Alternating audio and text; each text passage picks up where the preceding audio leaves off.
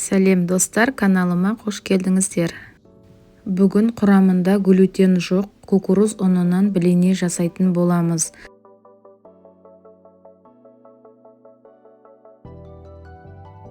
Ең алдымен құрғақ ингредиенттерге 100 грамм кукуруз ұнына 3 шай қасық қант, шым тұз қосамыз.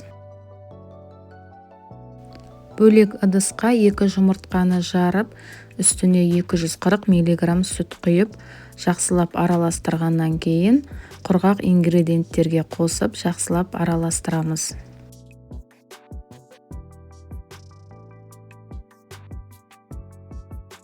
Соңында 1 ас қасық гхи майын ерітіп қостым, болмаса таза күнбағыс майын қолдансаңыздар болады.